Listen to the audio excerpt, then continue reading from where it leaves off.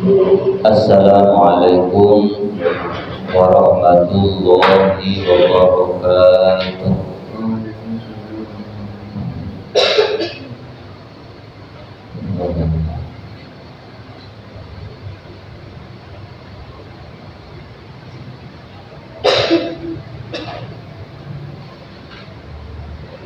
Al-Fatihah. Bismillahirrahmanirrahim.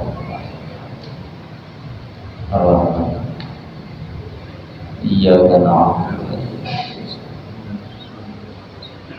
Shiratal ladzina an'amta 'alaihim.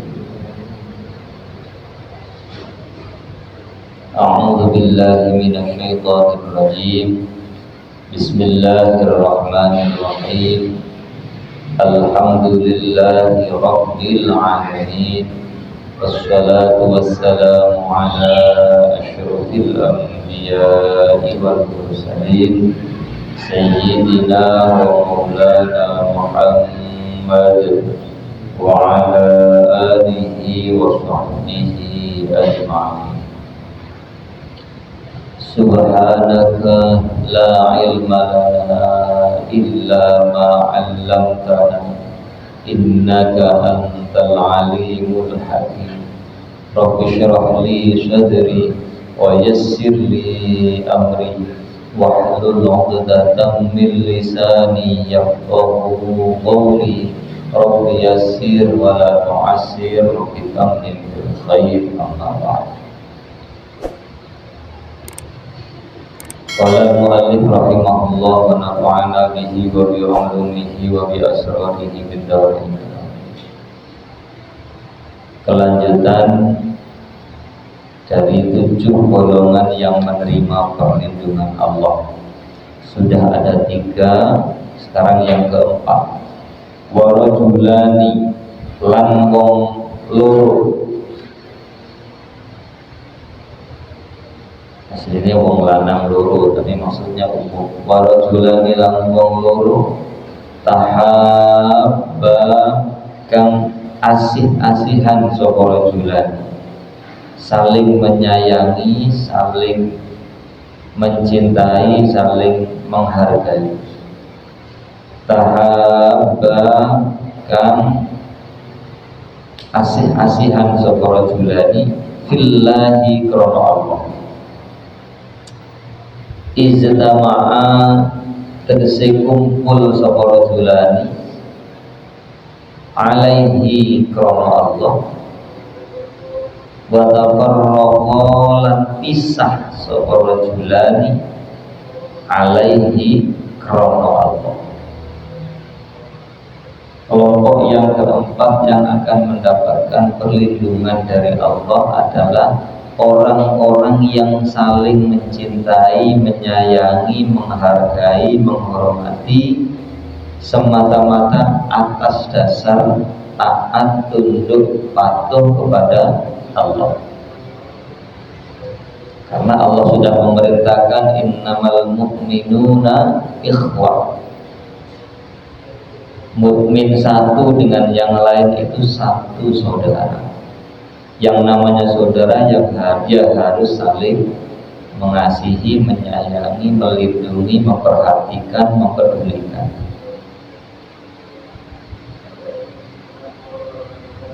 Jadi dasarnya itu Allah, bukan kepentingan-kepentingan duniawi, bukan ada maunya. Mohon maaf, mengundang orang tapi tujuannya mau kampanye. Ini berarti bukan tahabba fillah. Mohon maaf. Tapi kalau mengundang orang karena mungkin mau selamatan, gitu ya, atau ngasih orang karena memang orang itu butuh ketemu di majelis-majelis ilmu, majelis-majelis zikir, jamaah bareng, berangkat ke mushola, ketemunya karena Allah, nanti pulang dari mushola berpisah kembali ke rumah masing-masing juga karena Allah. Ketemunya kita seperti sekarang ini ngaji, ini juga karena Allah. Niatkan yang baik yaitu karena Allah. Berangkat ke masjid, ke mushola berjamaah karena Allah. Di masjid, di musala ketemu orang lain, bertegur sapa dan seterusnya, itu karena Allah. Nanti pulang juga begitu karena Allah. Orang-orang yang seperti ini bertemu, berpisah, dasarnya karena Allah.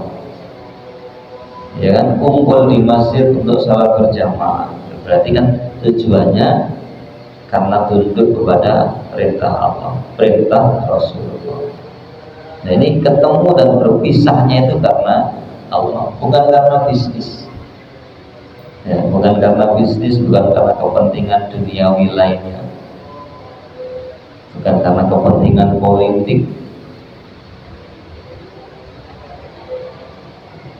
Misalnya di DPR, kalau memang bertemunya untuk tujuan membahas hal-hal yang berkenaan dengan kemasyarakatan, dengan kesejahteraan rakyat, kesejahteraan umat, ya berarti bertemunya karena Allah.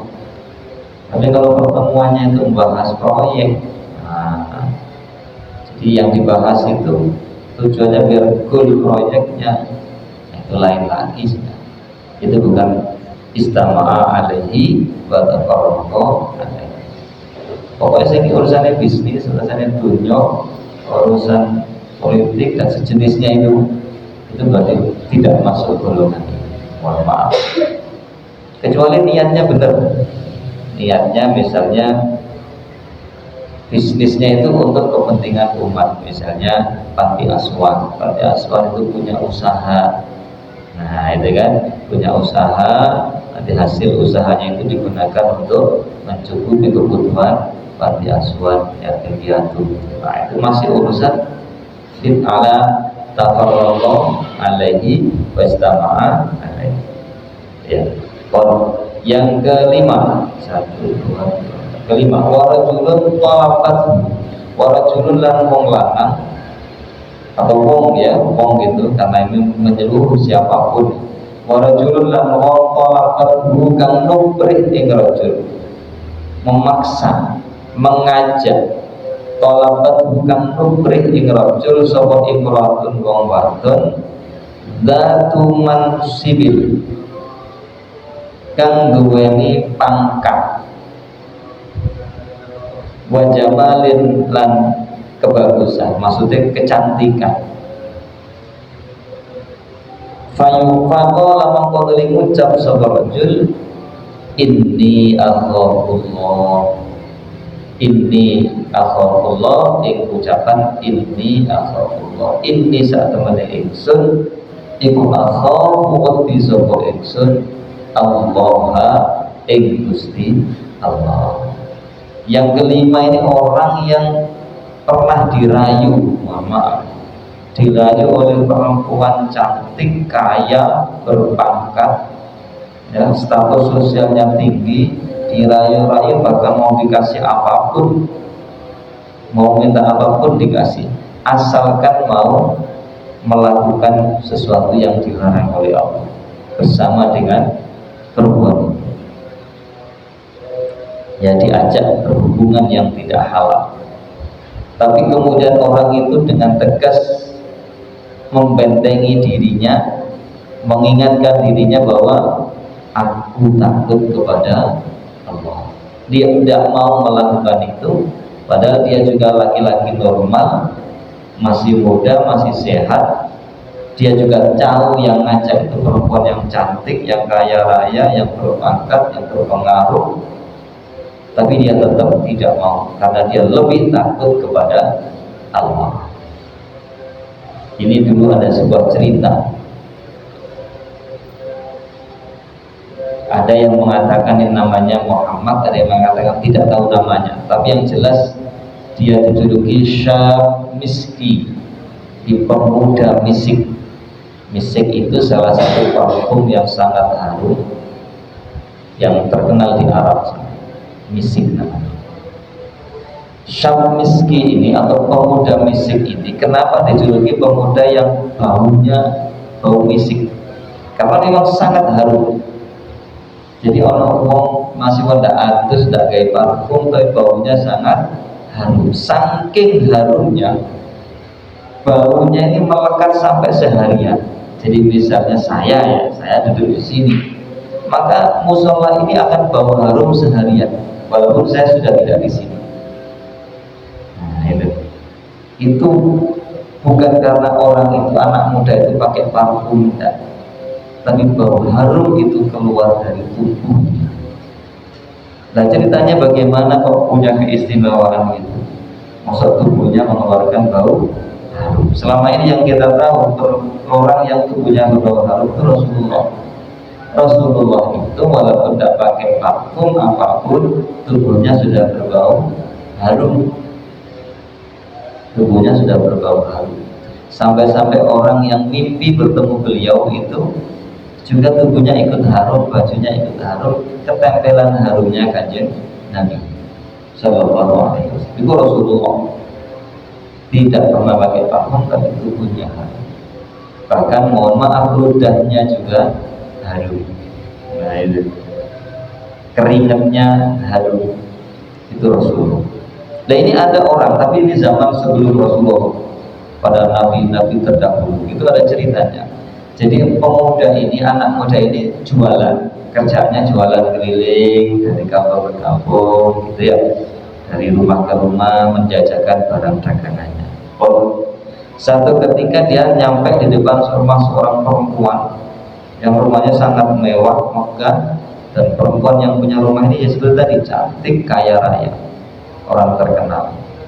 Nah ternyata diam-diam perempuan ini punya hati tertarik dengan pemuda yang jualan itu, karena mungkin dari segi fisiknya gagah, ganteng, gitu ya, pokoknya menarik, walaupun seorang hanya penjual barang lah, apa disebut saya lupa, apa marawih itu apa ya, pokoknya jualan itu ya, katakanlah jualan makan. Akhirnya dia ada maunya, jadi sebenarnya tidak kepingin beli barang dagangan anak muda itu, cuma dia kepingin menjebak anak itu. Akhirnya dia hentikan orang itu, kemudian coba saya mau beli mas, saya mau lihat barangnya.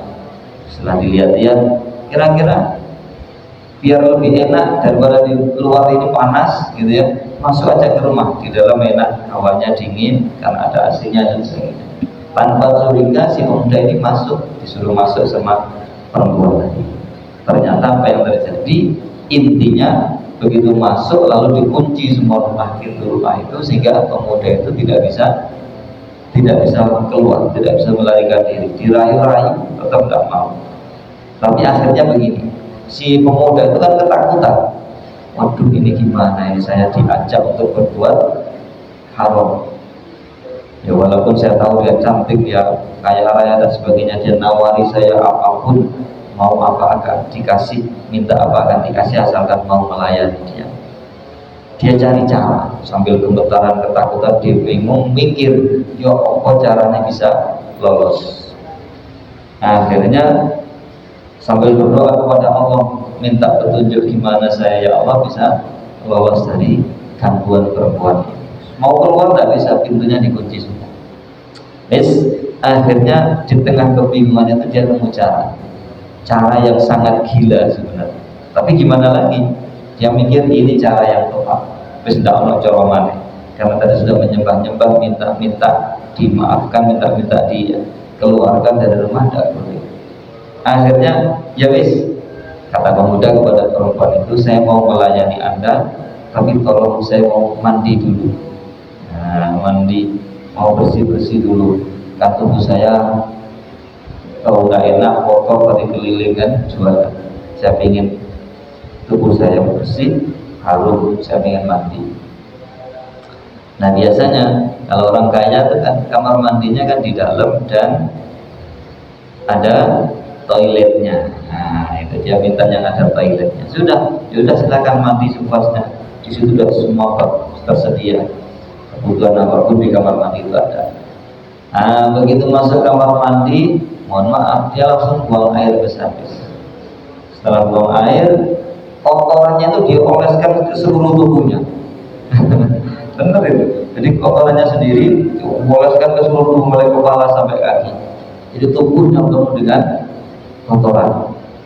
Begitu sudah itu dia keluar dari kamar mandi, menemui perempuan itu, ayo sekarang kita melakukan hubungan.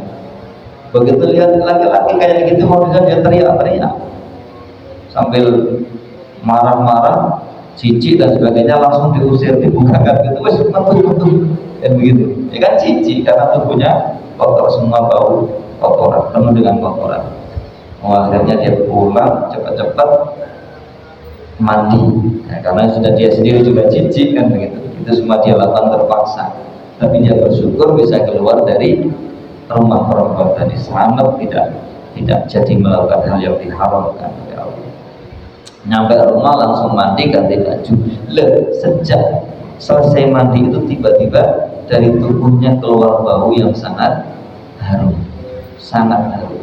Jadi dia bingung sendiri, di gimana kok tiba-tiba tubuh saya, tapi itu melekat betul.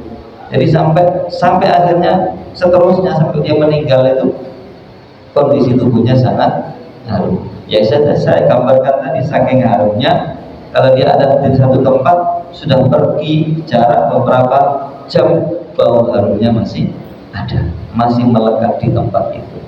Makanya kemudian dia disebut syab miski, pemuda misik, karena baunya sangat harum. Ini adalah buah dari usaha dia selamat atau tidak melakukan hal-hal yang diharamkan oleh Allah, tidak menuruti kemauan nafsu, kemauan setan. Perempuan itu kan wujudnya perempuan, tapi sebenarnya kan setan kan gitu ya. Atau cerita lagi yang terkenal Nabi Yusuf kan begitu, dirayu sama ibu angkatnya sendiri, sudah hampir tuh. Makanya di Al-Quran itu idhammat bihi wa hamma biha, sudah sama-sama saling hampir melakukan, tapi laula ar-ra'a burhana rabbih, untunglah Nabi Yusuf kemudian mendapatkan hidayah, maksudnya dilindungi oleh Allah. Nah ini kayak pemuda tadi yang dilindungi oleh Allah, akhirnya nggak jadi. Nabi Yusuf itu langsung melarikan diri keluar dari kamar, ditarik sama ibu angkatnya, sobek baju bagian belakang. Begitu keluar rumah, di pintu rumah, itu keluar kamar, di pintu kamar sudah berdiri suami atau bapak angkatnya. Ya sudah, ketangkep basah, berdua di dalam kamar, rame sudah. Si perempuan tidak mau ngaku, dia bilang yang rayu Yusuf dulu, saya dirayu untuk begini-begini. Padahal yang terjadi adalah Nabi Yusuf lah yang dirayu. Akhirnya kan ada itu siapa? Ingkana qamisuhu qudda min qubulin fakadzabate, ya Pak? Ingkana qamisuhu qudda min qubulin fasadaqat wa huwa minal kadhibin. Ada anak kecil bayi yang ada di situ, belum bisa ngomong, tiba-tiba dapat mukjizat, bayi itu bisa ngomong, memberikan keputusan. Karena di tengah kisruh itu siapa yang benar, apakah pengakuan istrinya Siti Zulaikha itu Zalikha, sebenarnya Zalikha, atau pengakuan Yusuf sing rayu iki sapa, yang pelaku dan korban ini siapa, karena sama-sama ngotot. Nah, akhirnya si bayi itu atas izin Allah bisa berbicara. Dia mengatakan ingkana qamisuhu qudda min qubulin fasadaqat wa huwa minal kadhibin. Lihat aja bajunya Yusuf, kata bayi itu. Bayangkan, subhanallah, bayi masih anak-anak, belum bisa bicara, balita belum bisa bicara, tiba-tiba ngomong seperti itu. Lihat bajunya Yusuf, kalau sobek bagian depan maka Zulaikha benar, Yusuf bohong. Ingkana qamisuhu qudda min qubulin fasadaqat wa huwa minal kadhibin. Tapi sebaliknya, nah ini redaksinya hebat. Jadi yang diucapkan itu yang nggak benar dulu, ya kan gitu ya. Bukan langsung ditunjukkan belakangnya, ditunjukkan ingkana qamisuhu qudda min qubul, kalau sobeknya bagian depan. Nah, sama dengan nanti Nabi Yusuf ketika mau panjang ceritanya ya, kapan-kapan itu indahnya Al-Quran, masya Allah, subhanallah. Ingkana qamisuhu qudda min qubulin fasadaqat wa huwa minal kadhibin. Nek sobek bagian depan bajunya Yusuf, maka perempuan itu benar Yusuf sepopo. Ya, jadi yang ngajak berhubungan adalah Nabi Yusuf. Kemudian karena perempuan tidak mau membela diri, sobeklah baju Nabi Yusuf bagian depan. Sebaliknya wa in kana qamisu qudda min duburin fakadzaba wa huwa minas shadiqin. Nek sing sobek itu baju bagian belakang, maka perempuan itu bohong, yang benar adalah Nabi Yusuf. Ternyata dicek, nah yang sobek bagian belakang, karena nanti Nabi Yusuf lari keluar, ditarik sama ibu angkatnya tadi Zulaikha. Nah, itu ya, itu ceritanya seperti itu. Nah, itu Nabi Yusuf laula arba'a burhana rabbi. Untunglah Nabi Yusuf saat itu karena memang Nabi Rasul itu maksum, terlindung dari perbuatan dosa, tidak pernah berbuat dosa Nabi dan Rasul begitu. Nah, itu contoh. Kemudian yang keberapa ini? Bismillahirrahmanirrahim. Warajulun lan wong. Ini juga yang akan mendapatkan perlindungan dari Allah nanti pada saat hari kebangkitan. Tasoddaqo kang sodakoh sapa rajul akhfa kang nyamaraken sapa rajul. Jadi yang kesekian ini berapa? 1, 2, 3, 4, 5, 6, ke-7. Ke-6 ya, ke-6 ya. Nah, ke-6. Tasoddaqo kang sodakoh sapa rajul akhfa kang nyamaraken sapa rajul. Atau akhfa hale nyamaraken sapa rajul. Boleh. Akhfa yufi, akhfa hale nyamaraken sapa rajul hatta ta'lama sehingga ora bisa weruh apa shimaluhu tangan kiwane rajul ma ing barang tungfiku kang ngetokaken menginfakkan sapa apa shimal mohon maaf ya Bu, hatta la ta'lama sehingga orang kono apa shimalu tangan kiwane rajul ma ing barang tungfiku kang ngetokaken ing ma.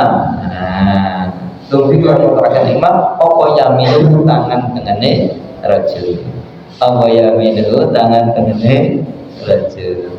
Ya, jadi yang ke-6 ini orang yang bersedekah dengan sembunyi-sembunyi, bersedekah dengan sembunyi-sembunyi, saking samarnya, saking rahasianya, sampai-sampai gambarannya tangan kanan kiri lah selalu bersamaan, gandeng tak pernah pisah, ya kan? Kemana-mana ada tangan kanan dan kiri. Loh, ternyata tangan kanan saudara kalau sing kiri tidak ngerti, itu saking samarnya. Lah yang benar bagaimana saudara itu? Kalau zakat, ini bedanya ya, zakat yang wajib itu harus ditampakkan, harus. Kenapa? Karena itu bagian dari kewajiban dan juga ada unsur syiarnya. Bukan harus, itu sebenarnya sangat dianjurkan untuk ditampakkan kalau zakat. Kalau sedekah itu lebih baik disamarkan. Dan di Al-Quran itu gini, intu betul sedekati fani'immahi. Kalau kamu tampakkan sedekahmu itu, maka itu sungguh sangat bagus. Misalnya, bagi siapa ini? Bagi orang yang punya pengaruh di daerah itu, untuk memotivasi, menyemangati umat, mengenai masyarakat, warganya untuk berbuat yang sama. Maka dia tampakkan sedekah itu, dan wong liya tertarik, terpacu, terpicu untuk melakukan hal yang sama. Boleh, asalkan terjaga, jangan sampai riya. Itu yang penting ya, itu modal dasarnya, jangan sampai riya. Orang-orang tidak riya, tidak pamer, menyamarkan atau menampakkan sedekah itu tadi pertimbangannya. Itu betul sedekati fani'immahi. Apa ayat apa surat apa itu? Ya singgulah ya. Kalau kamu menampakkan sedekahmu itu, maka itu sangat bagus. Tapi wa intuha wa tutuha fuqara fa huwa khairul lakum. Tapi kalau kamu samarkan, kamu sembunyikan, tidak orang yang ngerti, langsung kamu serahkan kepada fakir miskin, itu jauh lebih baik. Nah, podo bener ini, ditampakna yo api, disamarna yo api. Tapi memang masing-masing ada keistimewaannya. Contoh sedekah yang samar itu hikmahnya apa? Sedekah sirri tudfi'u ghadabar rabbi. Sedekah yang samar, yang tidak nampak, yang tidak diketahui orang, itu bisa meredam, atau ibarat api dipadamkan, meredam, memadamkan kemarahan Allah. Jadi Allah itu mau marah karena ada orang bersalah, berdosa, tapi gara-gara orang itu berbuat sedekah secara samar, maka Allah nggak jadi marah. Sedekah sirri tufi'u ghadabar Rabbi. Sedekah yang samar, yang rahasia, itu bisa memadamkan, meredam kemarahan Allah. Nah, seperti itu. Kalau api sing penting intinya bisa menjaga diri dari riya, ya, menjaga dirinya. Apalagi kalau orang itu tokoh, ya, kiainya, ustadznya, pokoknya tokoh, itu ditampakkan biar orang lain merasa termotivasi. Atau bahkan misalnya bukan tokoh, bukan siapa, bahkan mau nggak duit. Nah, kalau nggak duit sudah, itu kan istimewa, ya, istimewa. Cek isin cek suge-suge. Belanja uang dulu gak duit pas-pasan, nyambut gaya penghasilan pas-pasan. Nek nyumbang nang masjid kok akeh. Nah, waktu rapat gitu ya, ayo siapa nyumbang berapa, itu nyumbangnya banyak. Sing suge kan isin. Nah, sing gak duit nyumbang 50, masuk sing suge 50 bisa. Nah, seperti itu. Itu dalam rangka memacu orang lain, memicu dan memacu orang lain untuk berbuat hal yang sama. Itu bagus, tidak apa-apa. Pancingan gitu. Maksudnya sing nyumbang tak mesti suke bodoh. Aku nyumbang tuh ya tambah parah ya. Pemedit itu biasanya begitu. Nek rapat pakai ngomongnya, akeh usule. Tapi giliran suruh nyumbang, ala kakean alasan. Wis aku guri-guri ae. Kabeh oh diketok-ketokno, putih pamer. Padahal sebenarnya gak nyumbang. Kita nyumbangnya diisi ketemu orang konangan. Gitu ya. Terakhir yang ketujuh, warajulun zakarallah. Warajulun lan wong zakara kang zikir atau eling sapa rajul Allah ing Gusti Allah khalian hali sepi sapa rajul. Dalam kondisi sepi sendirian, tidak ada orang, terus eling nang Allah sampai nangis. Fafadat mongko mili luwe, mili luh itu banyu moto itu luh. Fafadat mongko mili apa mili luh itu banyu air mata. Fafadat mongko nuli mili mili luh amber, aslinya itu maknanya amber luh apa ainahu mripat lurune rajul. Jadi eling nang Allah, rumangsa banyak dosa, banyak kekurangan dalam ibadah, rumangsa maneh aku nang kuburan ya apa nasibku, kan begitu ya. Terus pokoknya merefleksi diri, merenungi diri, terus nangis, merasa punya banyak salah, nangis. Atau walaupun di tempat banyak orang tapi memang hatinya tersentuh, nangis sendiri, walaupun ya itu memang tidak karena pamer gitu, bukan air mata buaya. Air mata buaya itu sih bahaya, ya kan? Jadi memang nangis beneran karena ingat Allah. Tapi lebih baik lagi dalam kondisi sepi. Kenapa? Karena gak bakal ada unsur pamer. Nanti pamer sopo. Nah, seperti itu ya.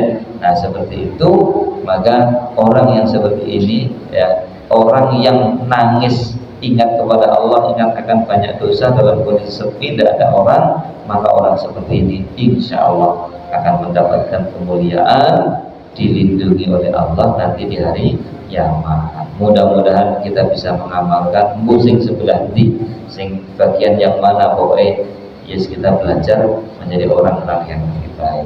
Amin Allahumma amin. Wallahu a'lam bishawab. Al-Fatihah. Bismillahirrahmanirrahim. Iyyaka na'budu wa iyyaka nasta'in. Shiratal ladzina an'amta 'alaihim. Amin. Subhanakallahumma wa bihamdika asyhadu an la ilaha illa anta astaghfiruka wa atubu ilaik. Subhana rabbika rabbil 'izzati 'amma yasifun wa salamun 'alal mursalin walhamdulillahi rabbil alamin. Terima kasih, mohon maaf. Assalamualaikum warahmatullahi wabarakatuh.